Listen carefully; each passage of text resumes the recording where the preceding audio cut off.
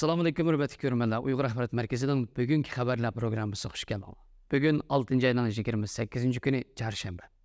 Aldı bilen hemmelerinin kurban heytanlığı mübarek olsun. Kenundaq dektanlar haberlerimizden tepsilatını olsun.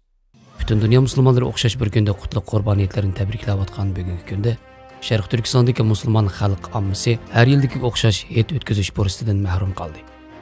Xitay xabar to'rining 6 ayının 27 gündeki xabarda deyilishicha, Xitay hukumati uqtirish chiqarib, atalmish Şinjangda 2023 yili 6 ayının 29 günü qurboniyat qilib ketgan.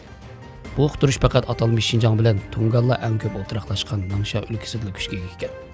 Uqtirishda deyilishicha, Xitoyning buningdan boshqa o'lkalardagi musulmon Tungan xalqi 28 islohiyat o'tkazdi ekan. Xitoy hukumati vatanimiz Şərq Türkistonda har yili qasddan bir kun burun yoki bir kun keyin kechiktirib Heyet gününü bekitip Müslüman Uygur halkının dini erkinligi ve milli urf-odatlarga chek qo'yib o'zgartirishga urinib kelmoqda. Bu yilmi ham mazlum Uygur halkı burunga o'xshash heyet gününü nurg'ulg'an cheklamalar va shartlar ostida bütün erkinligidan tamamen mahrum qolgan holda o'tkazishga majbur bo'lmoqda.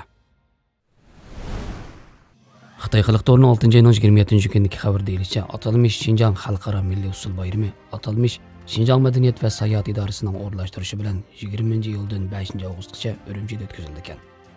Xitoy atalmish Şinjang usul bayramini Madaniyat ve Sayohat Ministerligi, Xitoy Markaz axborot ishxonasi ve atalmish Şinjang Uyg'ur Abnum rayonlik xalq hukumati birlikda o'rlashtirgan bo'lib, bu xalqaro usul bayramida Sharqiy Turkiston, Shangang, Aumen ve chet eldan kelgan guruhlar har xil san'at namunalarini ko'rsatdi ekan. Tahlilchilarning bildirishicha, Xitoy hukumati mushuning o'xshash xilma-xil faoliyatlarni o'tkazish orqali Sharq Turkiston xalqini baxt saodat ichida yashayotgandek qilib ko'rsatib, xalqaroning ko'zini bo'yab, Sharq Turkiston yurgizgan irqiy qirg'inchilik qatorliq turli jinoyatlarni yo'shirishga urinmoqda ekan. Xabarlarimizni ko'rganingizga rahmat. Ko'rishguncha omon bo'linglar. Xayr xo'sh, Allohga emanet.